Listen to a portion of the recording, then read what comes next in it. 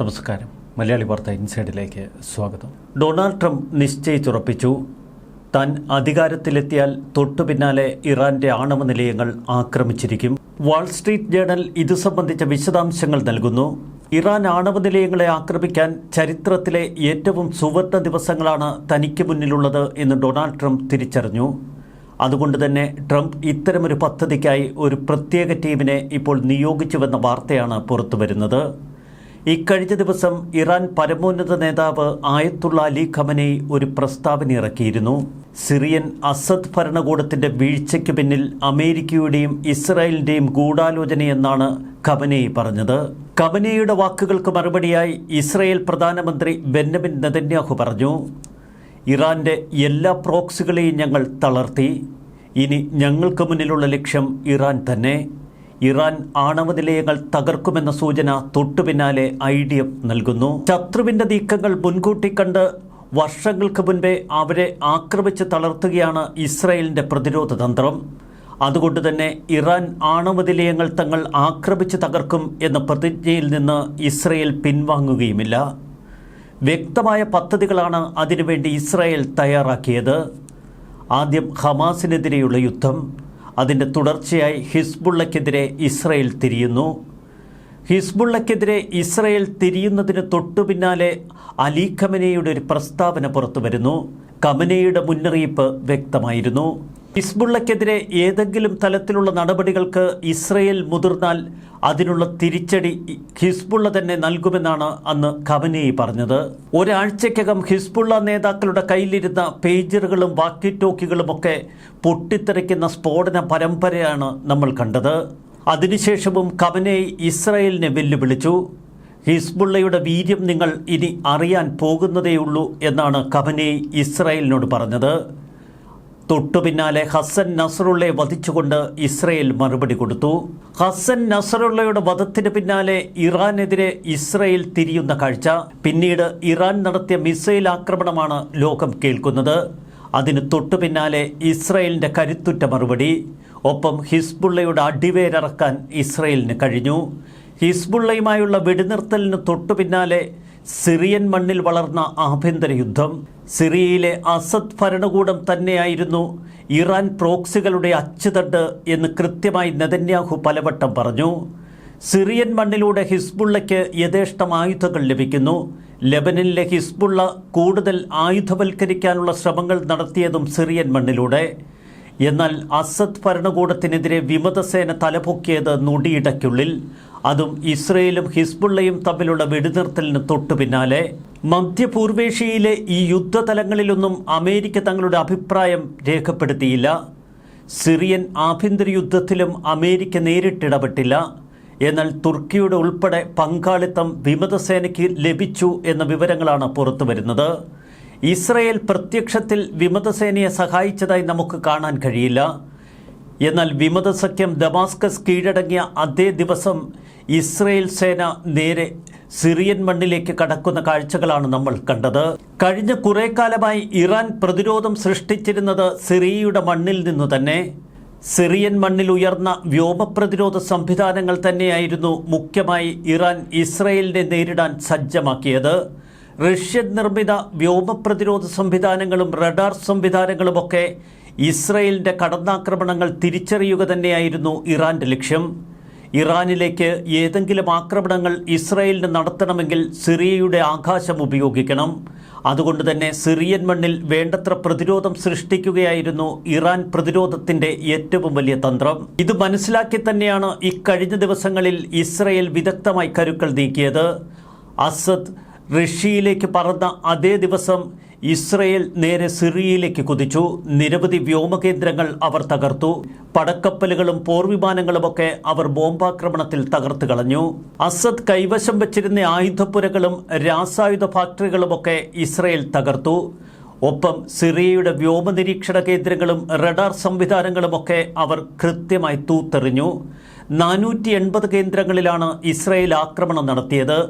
ഇതുവഴി ലക്ഷ്യമിട്ടത് കൃത്യമായി നേടിയെടുത്തു ഇസ്രയേൽ. സിറിയൻ മണ്ണിലെ പ്രതിരോധ സംവിധാനങ്ങൾ അവർ പൂർണ്ണമായി തച്ചുടച്ചു.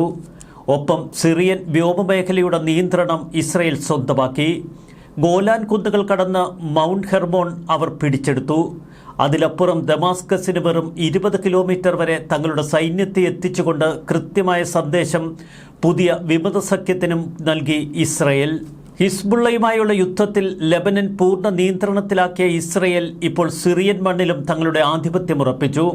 ഇറാഖിൻ്റെ വ്യോമമേഖല പൂർണ്ണമായി അമേരിക്കയുടെ നിയന്ത്രണത്തിലാണ്. കൃത്യമായി ഇറാന് ചുറ്റുമുള്ള അയൽ വ്യോമമേഖലയൊക്കെ ഇപ്പോൾ ഇസ്രായേലിൻ്റെയും അമേരിക്കയുടെയും നിയന്ത്രണത്തിൽ. യാതൊരുവിധ പ്രതിരോധങ്ങളും ഒരുക്കാൻ ഇപ്പോൾ ഇറാന് കഴിയുന്നില്ല. പ്രോക്സികളൊക്കെ തകർന്ന തരിപ്പണമായിരിക്കുന്നു. ഹമാസിനെ തങ്ങൾ ഓർമ്മയാക്കി മാറ്റുമെന്നാണ് ഇസ്രായേലിൻ്റെ പ്രഖ്യാപനം. ഹിസ്ബുള്ളയുടെ 85% ആയുധങ്ങളും അവർ തകർത്തെറിഞ്ഞു. ഹിസ്ബുള്ളയുടെ 40% പോരാളികളെ വധിച്ചുവെന്നാണ് ഇസ്രായേൽ പറയുന്നത്. ഈ ഘട്ടത്തിലാണ് ഡൊണാൾഡ് ട്രംപിന്റെ കരുത്തുറ്റ നീക്കങ്ങളെ നമ്മൾ നോക്കിക്കാണാൻ. നിലവിൽ ഇറാൻ എല്ലാ തലങ്ങളിലും ഏറ്റവും ദുർബലമായി നിൽക്കുന്ന അവസ്ഥയാണ് ഇപ്പോഴുള്ളത്. എന്നാൽ ഇറാൻ തങ്ങളുടെ പ്രതിരോധ ശക്തി വർദ്ധിപ്പിക്കാൻ ആണവ പദ്ധതികൾ തുടരുന്നതായുള്ള വാർത്തകളാണ് ലോകത്തിന് മുന്നിൽ. ഈ അവസരം പരമാവധി പ്രയോജനപ്പെടുത്തി ഇറാൻ ആണവ നിലയങ്ങൾ ആക്രമിക്കണമെന്നതാണ് ഇസ്രായേലിന്റെ പദ്ധതി. ഇക്കാര്യം ഇക്കഴിഞ്ഞ ദിവസം വ്യക്തമാക്കുകയാണ് ബെഞ്ചമിൻ നെതന്യാഹു. അടുത്തത് ഇറാൻ എന്ന് നെതന്യാഹു സ്വന്തം ജനതയോട് പറഞ്ഞു. ഒപ്പം ഇറാൻ ജനതയ്ക്കും നെതന്യാഹു ചില മുന്നറിയിപ്പുകൾ നൽകി. നിങ്ങളുടെ ഏറ്റവും വലിയ ശത്രു നിങ്ങളുടെ ഭരണകൂടമാണ്. ഞങ്ങൾ നിങ്ങളുടെ സുഹൃത്തുക്കളാണ്, നിങ്ങൾ ഞങ്ങളുടെ സുഹൃത്തുക്കളാണ്. എന്നാൽ നമ്മുടെ ശത്രുവാണ് നിങ്ങളുടെ ഭരണകൂടം. അവരെ തൂത്തെറിയാൻ ജനങ്ങളോട് നെതന്യാഹു ഇക്കഴിഞ്ഞ ദിവസം ആഹ്വാനം ചെയ്തിരുന്നു. ഇറാൻ പ്രോക്സികളെ ഞങ്ങൾ തകർത്തു, അവരെ ദുർബലരാക്കി. അടുത്ത ലക്ഷ്യം ഇറാനാണ് എന്ന് ഇസ്രയേൽ വ്യക്തമാക്കുന്നതും ഈ അടിസ്ഥാനത്തിൽ തന്നെ. ഇറാനെ നിലയ്ക്ക് നിർത്തുന്നതിനുള്ള വിവിധ മാർഗങ്ങൾ ഇപ്പോൾ ട്രംപ് ടീം അന്വേഷിക്കുകയാണ് എന്ന വാർത്തകൾ വാൾസ്ട്രീറ്റ് ജേണൽ വിശദമായി നൽകുന്നു. ഇസ്രായേലിന്റെ ആക്രമണം ശക്തിപ്പെടുത്താൻ അമേരിക്ക പരമാവധി സഹായിക്കും. ഒപ്പം കൂടുതൽ സേനാ വിഭാഗങ്ങളും കപ്പലുകളും യുദ്ധവിമാനങ്ങളുമൊക്കെ മേഖലയിലേക്ക് അയക്കാൻ അമേരിക്ക ഒരുങ്ങുന്നു. 2015 ഇറാൻ തങ്ങളുടെ ആണവ പദ്ധതിയുമായി ബന്ധപ്പെട്ട് അമേരിക്ക ഉൾപ്പെടെയുള്ള ലോകശക്തികളുമായി കരാറിൽ ഏർപ്പെട്ടിരുന്നു. പ്രസിഡന്റായിരുന്ന ബരാക് ഒബാമയുടെ നേതൃത്വത്തിലായിരുന്നു ഈ നീക്കം. എന്നാൽ 2018 പ്രസിഡന്റായി വന്ന ഡൊണാൾഡ് ട്രംപ് കരാറിനെ വികലമെന്ന് വിശേഷിപ്പിച്ചു. ബൈഡൻ തന്റെ കാലത്ത് ഈ കരാർ പുനരുജ്ജീവിപ്പിക്കാൻ ശ്രമിച്ചുവെങ്കിലും അത് വിജയിച്ചില്ല. ഇറാന്റെ ആണവ കേന്ദ്രങ്ങൾ ഇസ്രയേൽ തകർക്കണമെന്ന് നേരത്തെ ഡൊണാൾഡ് ട്രംപ് ആഹ്വാനം ചെയ്തിരുന്നു. ട്രംപിന്റെ പ്രചരണവേളയിലാണ് ഇസ്രയേലിനോട് ഇക്കാര്യങ്ങൾ ട്രംപ് ആവശ്യപ്പെട്ടത്. ഇറാനെതിരെ കൂടുതൽ ഉപരോധങ്ങൾ ഏർപ്പെടുത്തുമെന്നും നേരത്തെ ട്രംപ് പ്രഖ്യാപിച്ചിരുന്നു.